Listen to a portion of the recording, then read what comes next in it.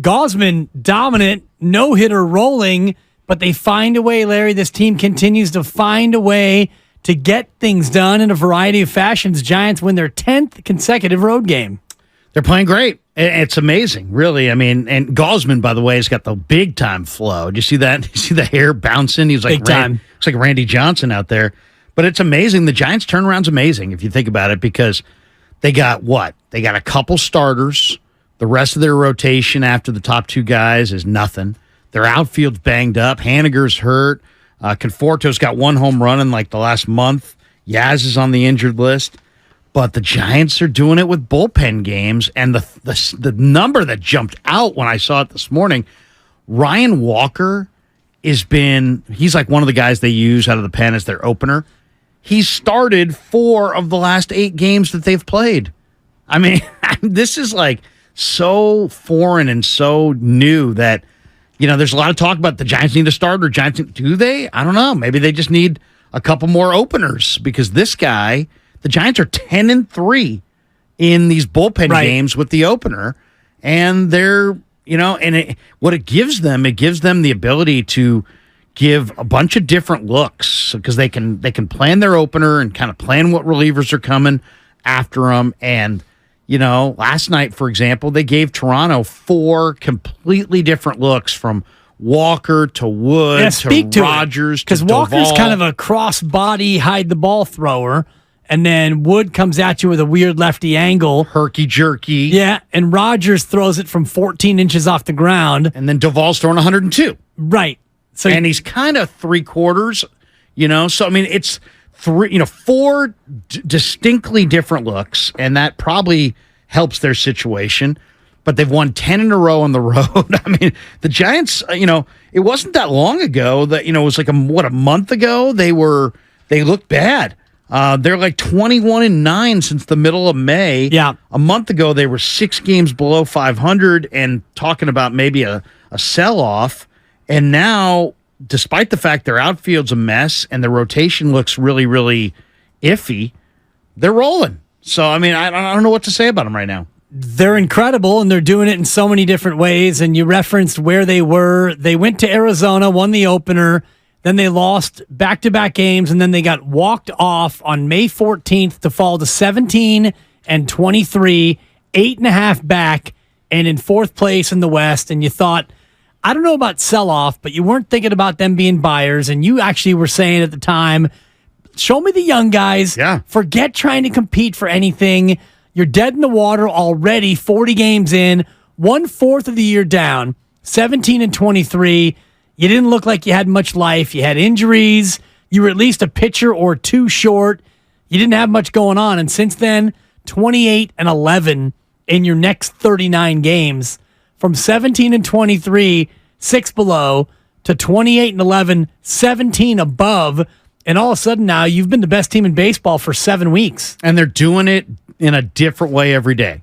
Sometimes they're getting a lead. Sometimes they're coming back late. But I'll tell you right now, Dibs, it is go time for the Giants because the Diamondbacks, who are on top in the National League West, have been very reliant on Zach Gallen and Merrill Kelly. And yesterday, the Diamondbacks put Kelly on the DL or IL, 15-day injured list. He's got right calf inflammation.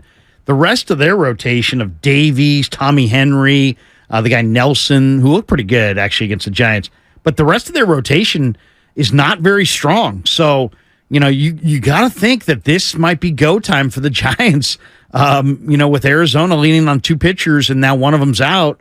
And I don't see Arizona making a big move at the deadline. There's a lot of question. What are the Padres going to do? Are the Padres going to sell off Soto? Soto, that's the talk, yeah. Or are they going to buy? Could the Giants and Padres get together on a deal? Padres need a catcher. Giants have Joey Bart. But, the Padres, are they going to be a buyer? Are the Dodgers going to be a buyer? Are the Diamondbacks going to be a buyer? The Giants might, Farhan makes the right kind of move, and he could add, let's say, a bat and a couple more arms. The Giants could not only, I think they're like 10-1 to win the National League, but that number could go way, way, way in their favor if they could make one move. One big move could get them over the top. And I think it just is one arm because of what you're talking about, just the opener, and you don't need to ride the opener approach all the way through September and into October.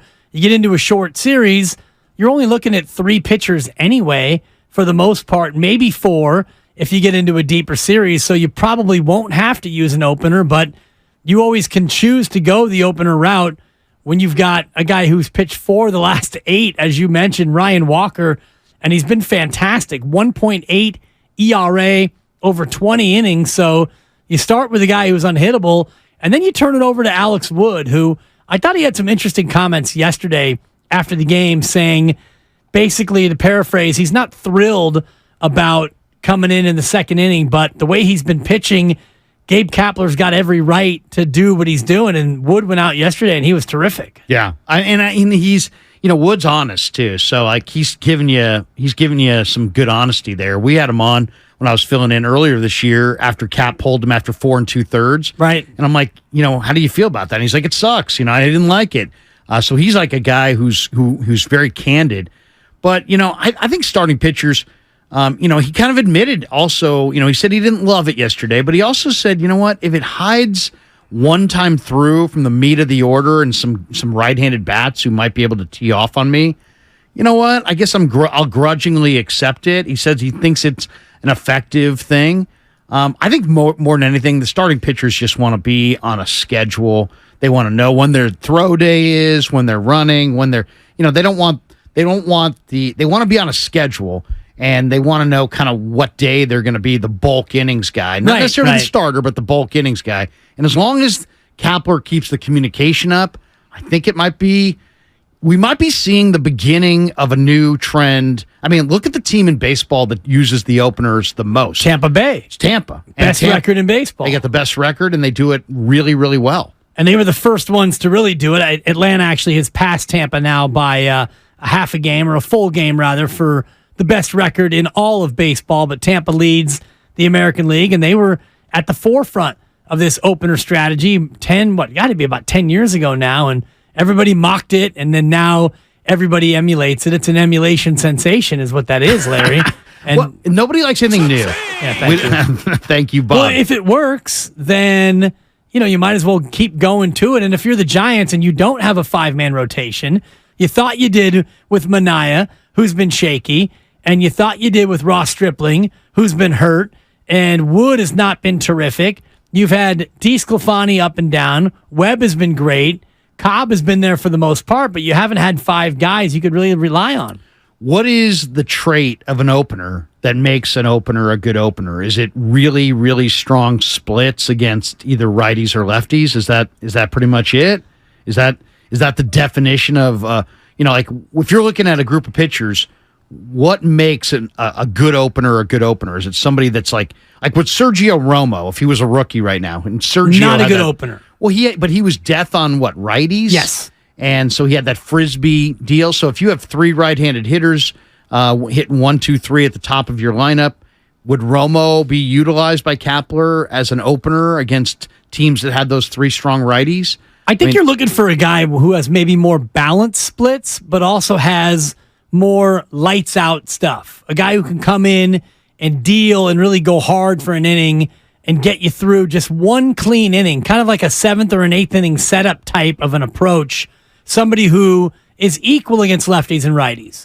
Or is it not really about the individual pitcher? Is it more about is it a contrast to the next guy in, who's your bulk guy, right? Let's say you got your opener, then you got your bulk innings guy.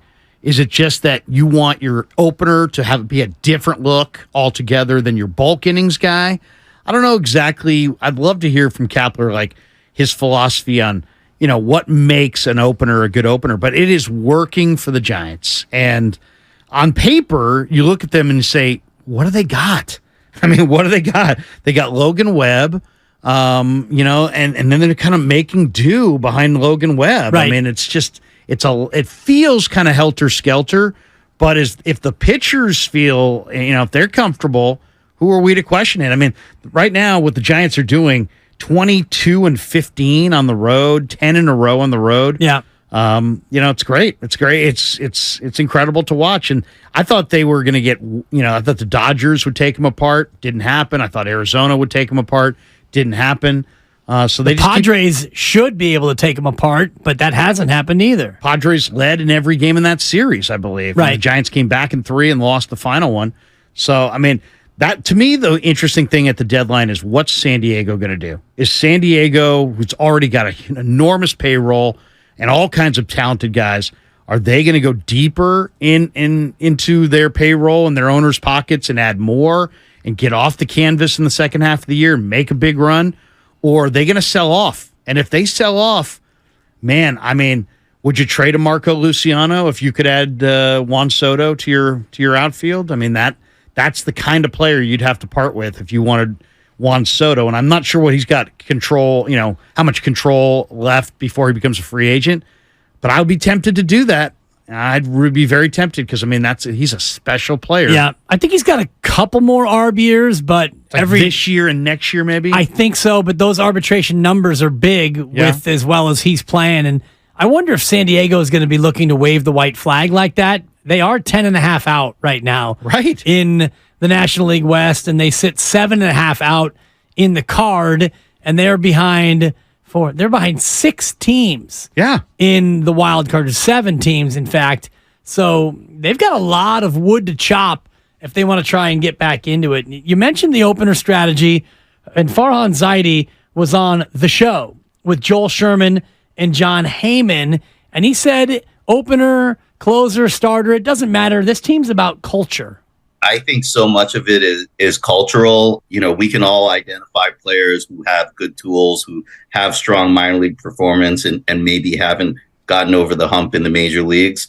But really having patience with those guys and kind of pushing through some of the early struggles that guys have. If you can create that kind of culture, I think you can get the most out of players. And this is where I give Gabe Kapler a lot of credit, because you take a player like Alex Wood, who is a starter and he wants to be a starter, and you're able to go to him and say, look, you're going to come in the second inning in this game in Toronto and making it so it's okay. That speaks to that culture Farhan's talking about.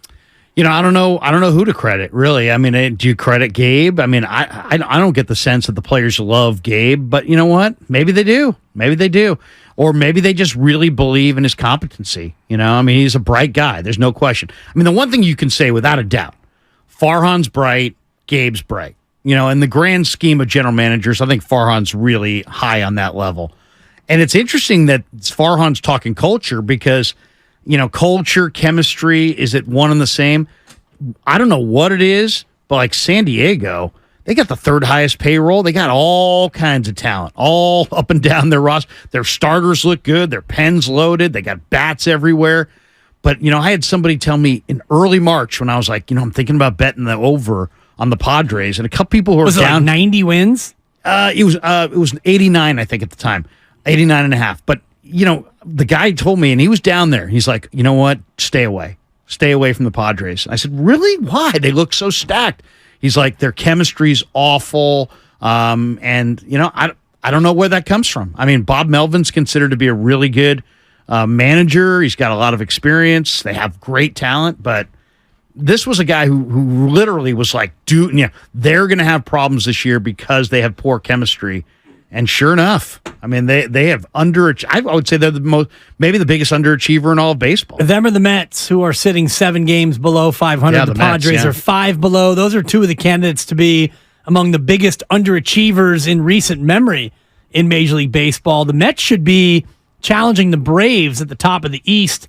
They're 16.5 back, and the Padres and Dodgers were expected to be 1-2 in the West, and here we are almost at the end of June, and damn near halfway through the year. They've played 79 games, so by the time we get to the weekend, it'll be the halfway point, and the Padres are not treading water. They've dropped 3 in a row, and they are sinking like a stone in the National League West, closer to last place than they are to the Giants in second place. Amazing. And by the way, on the Met front, they've lost, 7 of 10 or something like that. But the talk this morning coming out of New York is that Scherzer is going to waive the no trade, and that they may pull the plug on Scherzer and send him packing. And that's another hired guy. I mean, he's not having an awesome year, but you know what? He's still having a good year. I mean, and he would still be highly coveted. So that'll be interesting to see if they pull the trigger on him. He's in the second season of a 3-year, $130 million deal. I mean, he got really broken off, huge dollars. But would you acquire Scherzer if you felt like that was the arm that took you over the top? Doesn't feel like a Farhan find to me. If you wanted to pay big money on a free agent pitcher, you had Carlos Rodon here. Good thing you didn't sign him.